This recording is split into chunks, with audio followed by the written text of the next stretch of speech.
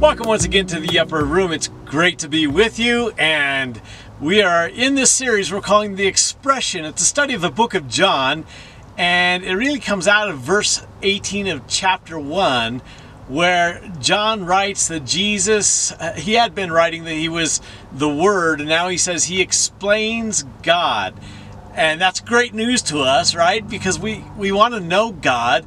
And so the sure way to know God is through His Son, Jesus. Now, in case you weren't with us in the last lesson, that was when Jesus turned the water to wine, and He's at a party. And we talked about how God is a God of celebration. And if you happen to get a front row seat of that miracle, there is no doubt you'd be coming away from that saying, what a nice guy. I mean, Jesus is such a nice guy. He saved this wedding that was doomed.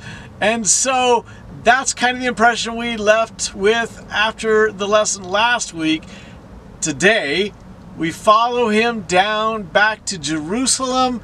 And what's going to happen today, I'm afraid if you're in the front row again, you're going to say, he's not really a nice guy, you know? What he does is really not what nice guys do. Erwin Lutzer, in his great book, Christ Among Other Gods, puts it this way: the less some people know about Christ, the more they like him. Now, why would he say such a thing? Well, because if all you knew about him was what you saw at Cana, he's such a great guy. But once you see what he does today in this lesson in Jerusalem, then you probably like him a little bit less, if we're honest. Now, you can't say that, of course. But in your mind, in your heart and mind, you might say, I don't like him quite as much as I did after the wedding. In fact, one way to summarize the difference between the last lesson and this lesson is that Jesus is really fun to be around at parties. Not so much at church. So let's go into this, and I want to get you there by telling you about a time when I was in college in Southern California, and I was driving to the airport. I think I was on Interstate 57 going to Orange County Airport to fly home to Seattle for the Christmas break. And so traffic, as usual in Southern California, was crazy. It was flying at breakneck speeds, and I was just going with the flow of traffic. I must have looked away for just a moment. It was dark. And all of a sudden I looked up, and in front of me the whole line of traffic was stopped. I had no other option. I didn't even have time. If I didn't want to crash into the car in front of me, I didn't have time to check my blind spot. And so I just whipped the wheel around to go around, and a truck coming in that lane saw what was happening, and he veered a little bit. But unfortunately, his bumper caught my right front fender and just tore it off, like ripping a Band-Aid off. Well, he pulled over and I pulled over, and he said, I know, it's no big deal.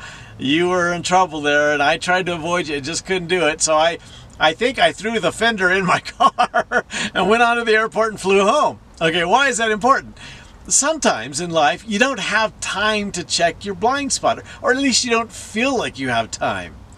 And yet checking your blind spot is essential in driving, right? Now today in these modern cars, and I love this, you got that little light in the mirror that flashes on if there's anything there. So really all you have to do is glance at that mirror. I'm not even sure I would have had time to do that night on the freeway. So what we're going to talk about today in the kindest and most placid way might be said to make sure you check your blind spots, all right? That's going to be really important. But that's the kind and nice way to say it. Jesus really didn't express it that way, and that's what makes this so fascinating. Philip Yancey, in his great book, The Jesus I Never Knew, said this: 2 words one could never think of applying to the Jesus of the Gospels are boring and predictable. How is it then, he says, that the church has tamed such a character? Have we tamed Jesus down? I believe we have. We're great with him changing water to wine, but what he's going to do today, not so much. And the author Dorothy Sayers put it this way many years ago: how has the church very efficiently pared the claws of the Lion of Judah certified him as a fitting household pet for pale curates and pious old ladies. Have we tamed Jesus down so he's more acceptable to us? Have we declawed the Lion of Judah?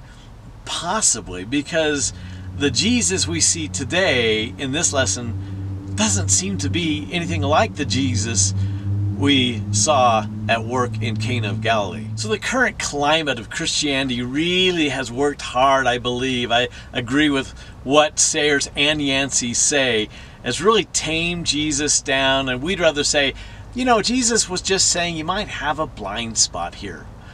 But in fact, I believe what Jesus does in John chapter 2, starting in verse 13, goes way beyond saying, check your blind spot, all right? I'll go so far as to tell you that probably the most appropriate word for what's about to happen is the adjective repulsive. Repulsive. Not that Jesus did something repulsive, although you can imagine people will find it repulsive, but maybe he was repulsed by what he experienced, and that led to how he interacts with people now in Jerusalem. You know, the current climate of Christianity really lends itself to us believing something about Jesus that I'm not sure is real accurate. We really don't believe that he ever gets upset with us. In fact, the kinder, nicer Jesus we live with today actually is there for us to just really uphold our egos and make us feel better about ourselves. Now let's turn to Stephen Prothero, who wrote a book called American Jesus many years ago, and he says this: Christians traditionally, as they've shaped their view of Jesus, have been worried about getting it wrong. We're getting him wrong. Americans today are not so worried. There isn't that sense that this is a life and death matter, that you don't mess with divinity. There's a freedom and even a playfulness that Americans have. The flexibility that our Jesus exhibits is unprecedented.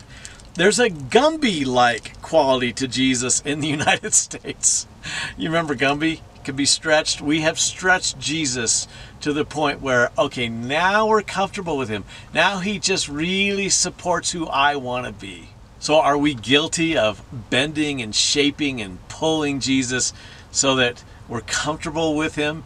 Stephen Lawson, in his book Made in Our Image, says a user-friendly God has become the trend of the day. A God made in our image. A God who makes us feel comfortable. One we can control and manage, even use. Is that what we have? A user-friendly God? So we've had to shape Jesus to that same pattern? And finally, Mark Galli, in his book, Jesus, Mean and Wild, quite a title, right? He says, nearly everywhere we turn in the Gospels, we find a Jesus who storms in and out of people's lives, making implicit or explicit demands, and in general, making people feel mighty uncomfortable. Okay, first discussion question of the day is this: what examples can you think of Jesus in the Gospels where it doesn't appear as though he's concerned about being seen as a nice guy? Can you think of any ideas?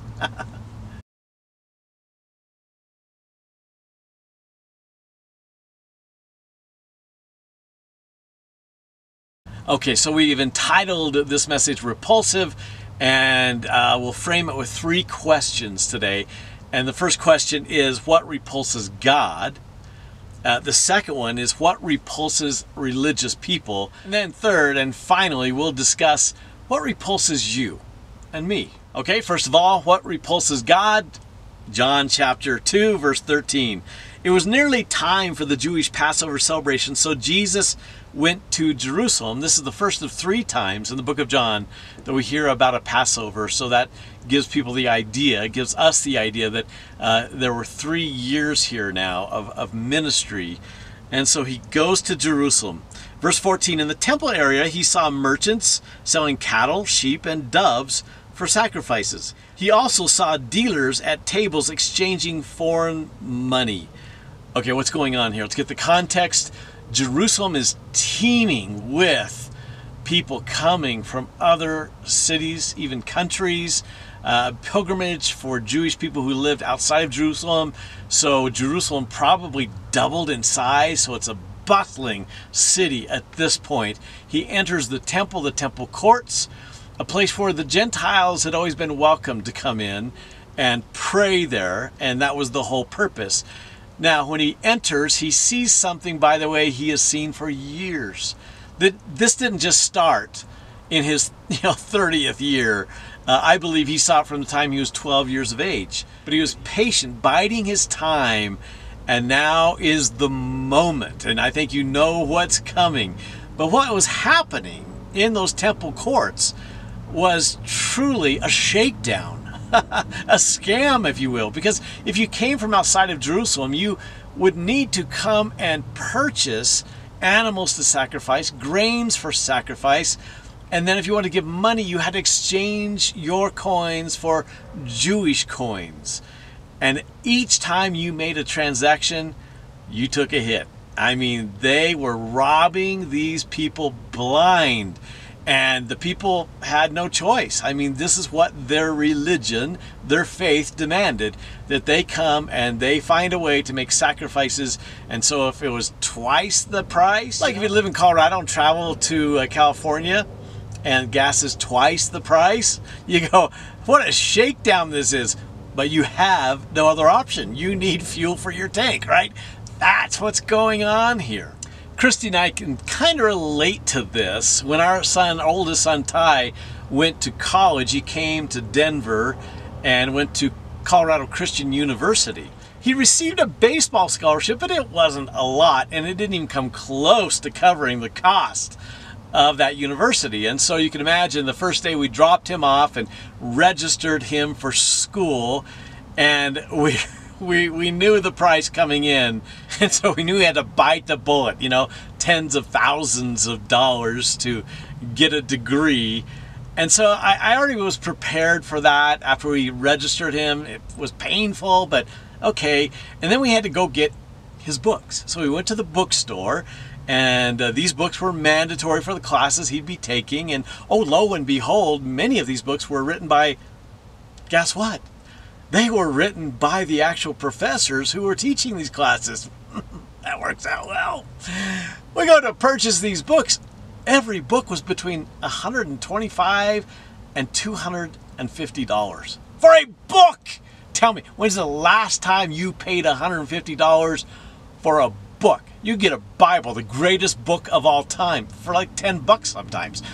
Okay, so we load up the cart, and here we are looking at $1,000 just for books that he has to have, that after he takes this class, he'll never use again. By the time we checked out, I vividly remember looking at Christy saying, I feel like going and getting a whip, turning over some tables, because this is a scam.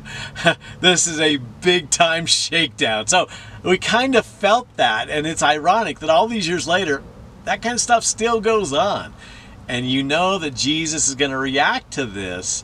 Now, I had a friend in college who was very talented, and so he had the opportunity to record an album in Nashville, Tennessee.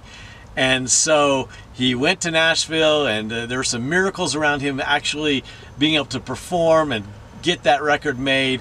And I'll never forget when he came back and I said, Mike, how was it? And he just shook his head and he said, man, that music industry. And I said, you mean like the country music? No, he said the Christian music industry. He goes, it's just a business. It's just a business.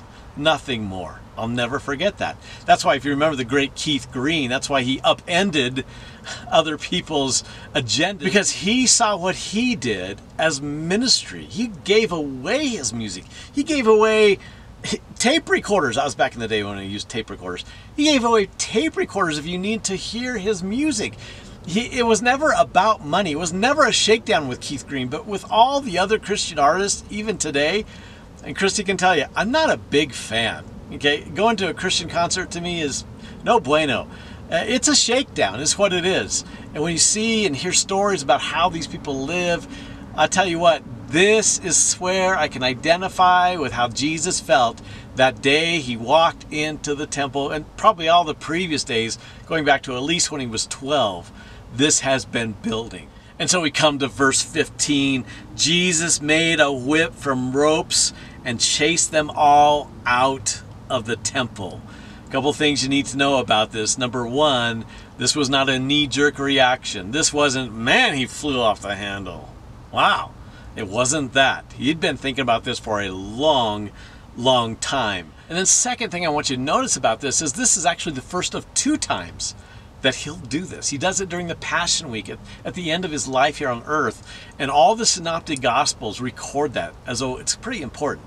John records this event at the beginning of his ministry. So his ministry is bookended by him walking into the temple courts, fashioning a whip. That took some time. And then you know what's about to happen next. We'll read it, but here's what I need you to know, and that's really the gist of this lesson, and that is this. Jesus found what he saw in the temple and had been seeing for years repulsive. Now, you may have in your mind what comes to mind when you think of the word repulsive. Again, it's an adjective, and here's how it is described. Arousing intense distaste or disgust. Okay? Can you see it here? So on with verse 15. He drove out the sheep and the cattle, scattered the money changers' coins over the floor, and turned over their tables. Then going over to the people who sold doves, he told them, "Get these things out of here. Stop turning my Father's house into a marketplace." Do you see the disdain, the disgust? Do you sense that Jesus is repulsed by what he's been seeing all these years and finally says, my time has come to communicate clearly that this is not the heart of my Father. What you are doing is so repulsive because it does not represent the heart of my Father, and you're making people think that it does, and he's repulsed by it. Discussion question number 2.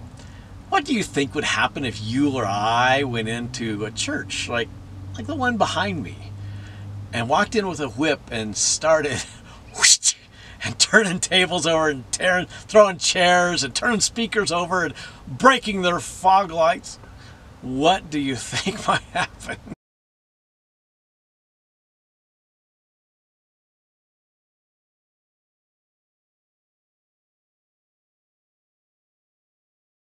Can you say prison time?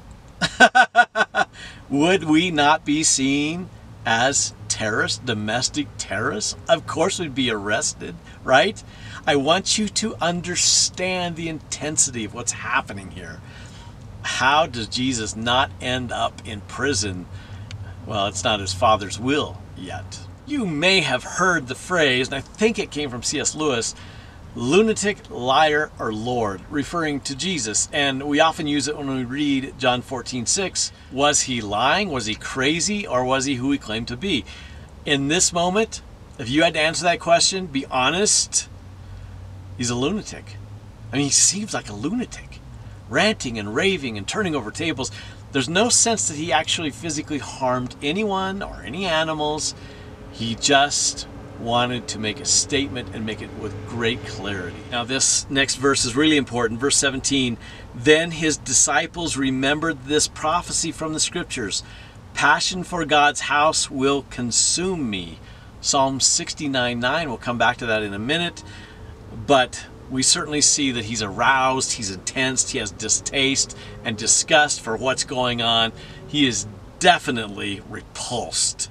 But remember what has happened. This place was once a place of worship, and now it's a place that's been perverted, and it no longer truly represents God, even though they con people into believing this is very pleasing to God. So what was it John was reflecting upon when he quoted Psalm 69 verse 9? Let me read it to you in a different translation and you'll get it. I mean, you will get this. Here's what it says. Passion for your house has consumed me. Okay, the words passion, consumed, speaks of Jesus entirely. And the insults of those who insult you have fallen on me. Did you get that? What an insult that they would scam people in your name. The insults that insult you have now fallen on me. He has just described what I'm trying to tell you. And that truly is that God finds this repulsive. Jesus is the exact representation of the Father. The Father finds this activity so repulsive. Now, what repulses the religious? Okay, because they're gonna start showing up now in this text, chapter 2, verse 18. But the Jewish leaders demanded, "What are you doing? If God gave you authority to do this, show us a miraculous sign to prove it." And what Jesus basically is about to say is, here's your sign. Watch how he responds in verse 19. All right. Destroy this temple, and in 3 days I will raise it up. That's your sign. Verse 20. They react. What? It has taken 46 years to build this temple, and you can rebuild it in 3 days? That's terrorist language, right? But look at what's really cool about this. This is Herod's temple. Remember, it had been rebuilt, and now Herod's improving it.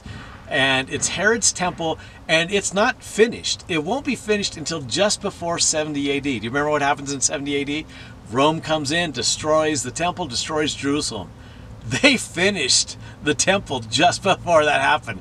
Bummer, right? But Jesus now does something incredible. He now takes their fervor, their passion for a building, and turns it on its head. And as you know, John will say he's talking about his own body, which means things are different now. We don't need a temple. We have the body of Christ. We have the Holy Spirit today, and we have the body of Christ. That's where we find God. But their religion is absolutely represented by a structure. Remember, even the disciples were impressed by the structure. In Mark chapter 13, as verse 1, as Jesus was leaving the temple that day, one of his disciples said, "Teacher, look at these magnificent buildings. Look at the impressive stones in the walls."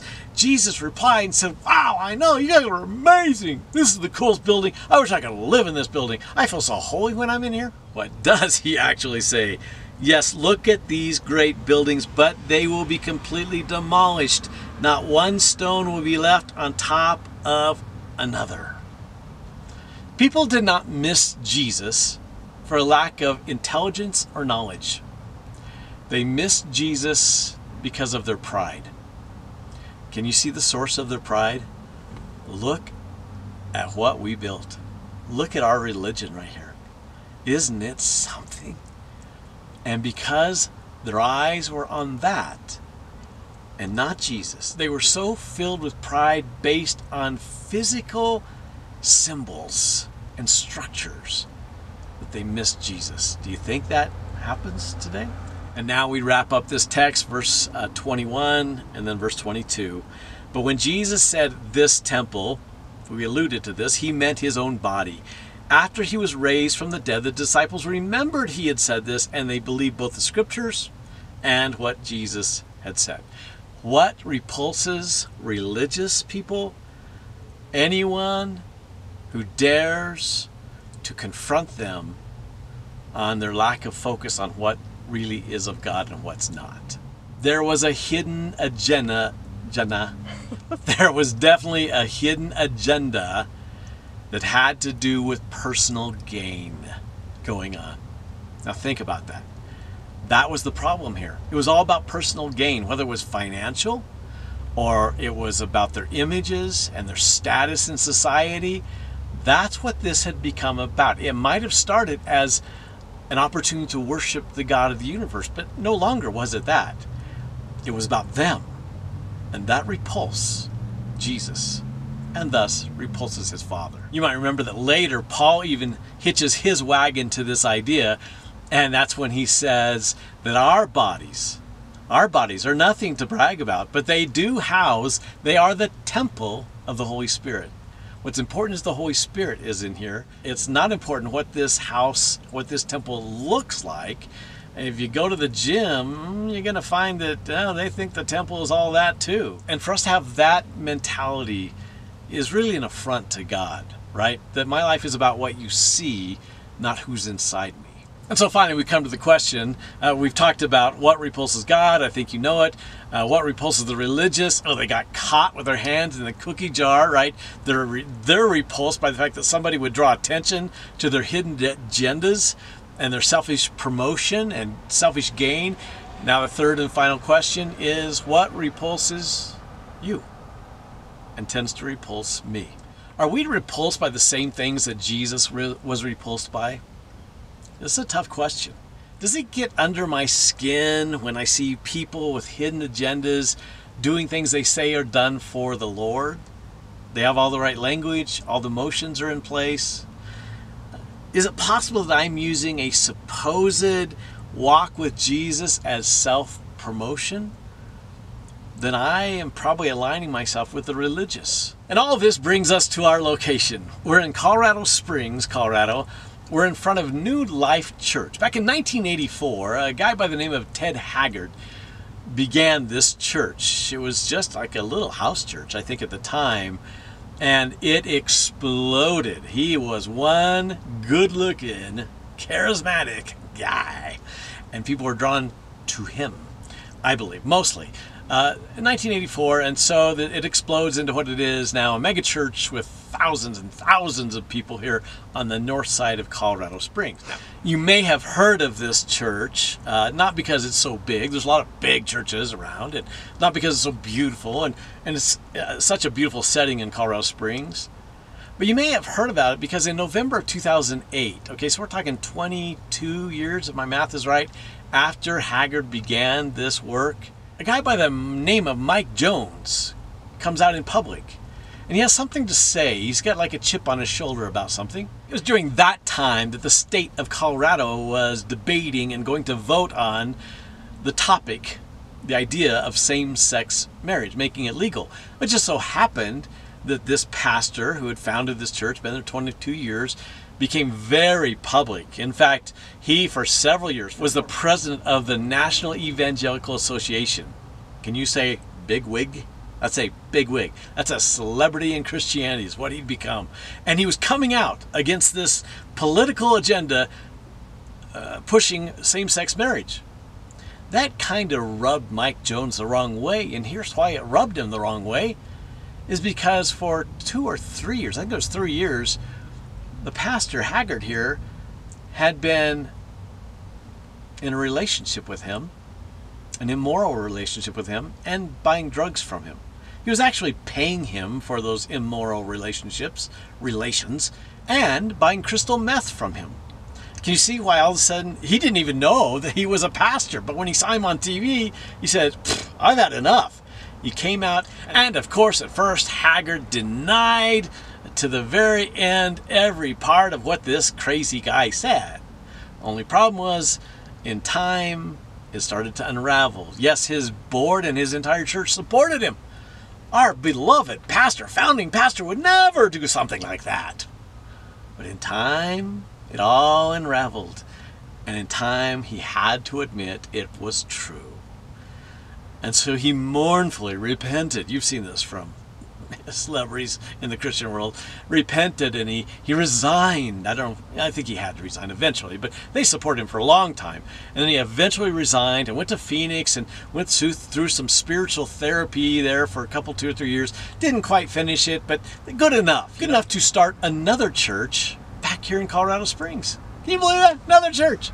And here, a little over a year ago, the Denver Gazette reports that, lo and behold, Pastor Haggard has been outed again at the age of 66, paying for drugs and you know what.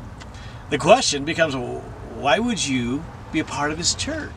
Well, between leaving this church and then starting his new church, things got better. I mean, he just was fully repentant of, as you can imagine. His wife, Gail, wrote a book entitled Why I Stayed. I haven't read the book. I can only imagine that she's in on it. I mean, she knows he's a scumbag, so, but she stayed because he's amazing. He's got an amazing talent and a good-looking guy. Rich to boot. Okay, so she stays and it's all good. And this church has moved on. Although I heard just the other day that They just went through another scandal. I think it was a worship pastor that had the same problem. So why are we here? Because this almost never happens. You know that's not true. This happens all the time. It happens all the time. Let me give you just 3 names off the top of my head. Bill Hybels, former pastor of the all-powerful and influential Willow Creek Church in Chicago. Same thing kind of happened. It wasn't with a guy, but you know, outside his marriage, had to leave. Another guy by the name of Carl Lentz, Hillsong pastor in New York City, same problem. And then you probably know about the late Ravi Zacharias, who is respected, well respected by the entire world as a godly man, and found out he wasn't all that. As I've mentioned before, I've known of many pastors, not just of mega churches, who've gone down that same road. They saw it as an opportunity to live out their selfish desires in the name of God. And way too many people in the church say, he's sorry. He's sorry. But what we see with Jesus is, I'm repulsed. I'm absolutely repulsed that you would use my name for selfish gain. And of course, I don't even have to go into the Catholic priests over the last many decades who abused boys over which they had authority, and the church, the universal church, just looked the other way. Wink, wink. You know, it's deplorable. And I really do believe that Jesus is repulsed. And the question becomes, however, why aren't we repulsed? Why do people just keep following these people who use the name of God in the name of religion and continue to live based on what's best for them? And they're okay with it, and we seem to be okay with it as well. Remember verse 16 where Jesus said, get these things out of here. Stop turning my house into a marketplace. That word can be translated into a business. I can tell you that Christy and I were in leadership in 2 megachurches over 13 years. And without a doubt, I honestly will tell you, they are businesses. They're corporations. Behind me, it's a business. It's a corporation. I could tell you story after story after story of how people are treated in these places and what goes on, and all in the name of honoring God. And so we walked away from the megachurch, never to return. It would have been a great way to get actually wealthy and well known. That temptation was there, but it really wasn't that much of a temptation when we saw that it actually was just another business. And I had business associates that I worked with. Not all of them were bad guys or gals, but it became obvious we don't fit in this. And I'm telling you, honestly, we became repulsed by it. In the mid-90s, I was part of a staff that went to Willow Creek in the Chicago area like 3 times because they had a secret sauce. They had a special thing that we all wanted a part of. How can we build a church of 5, 10, 20, 30,000 people? Because that's what God wants, right? And he wants us to build big buildings like this so that people will be impressed. And he wants all that, of course. Does he? Well, Willow Creek really unraveled from the top down with the Bill Hybels thing. And one of the gals who had been abused by Hybels said this: for decades, Willow Creek had been held up as a model for how evangelical Christian megachurches should be run, both in the U.S. and around the world. Now it faces an existential crisis. Julia Williams, who had been one of those women abused as well, came out and said this: they prided themselves on being the model all these years, and they failed. I only hope that they can recover from this, but the way they're going at this, I'm not hopeful. I'm sorry. Yeah, I'm not hopeful either, because churches just keep doing the same thing over and over again. It's insanity. It's insanity. And finally, Vanda Dyer, again, another one of those staff people that was abused by Bill Hybels, put it this way: the church needs to have an honest discussion about power and how power can be abused in church settings. Do you know what Jesus' discussion was? Get out! That's what his discussion was. Discussion question number 3. Here we go. If Jesus was here physically today, like he was 2,000 years ago, what are the odds that you think that he would go into a place like that with a whip and flip over chairs and fog machines and things like that? Why do you think he would, or maybe he wouldn't?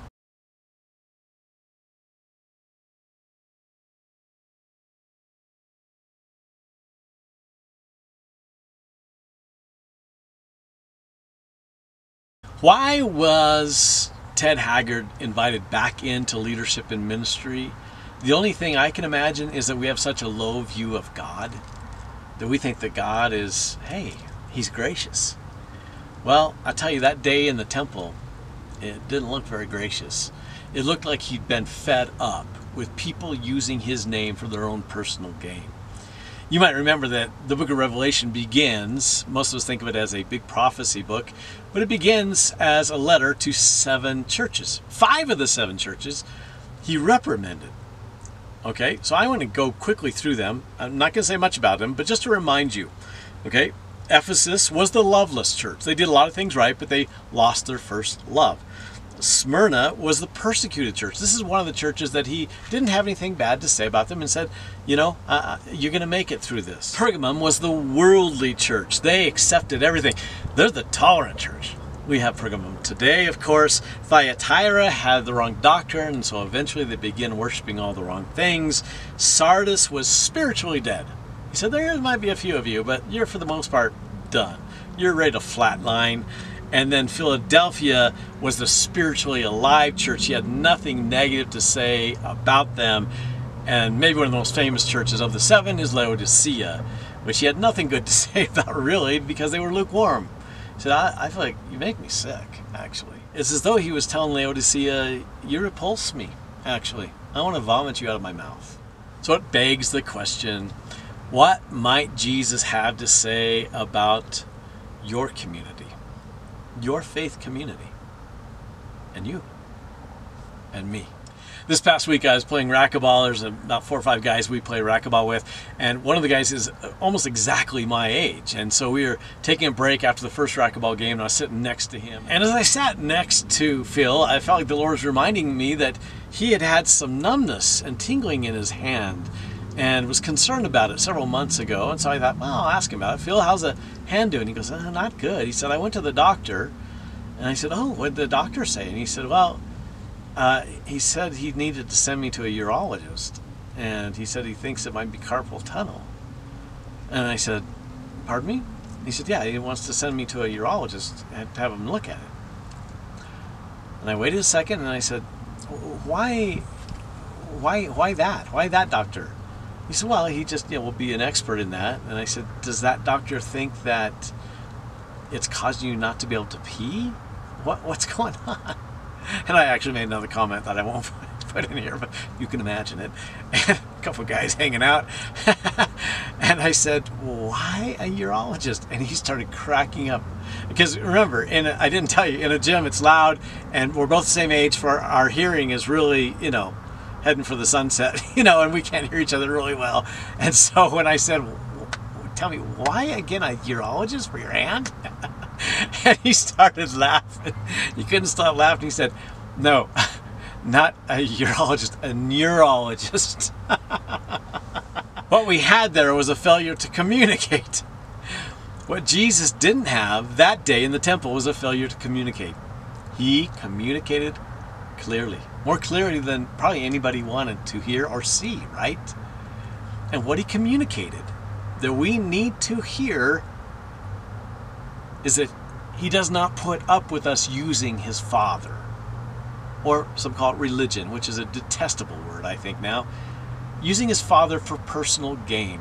And again, it may be financial, it may be immoral gain, it may be status, popularity, image.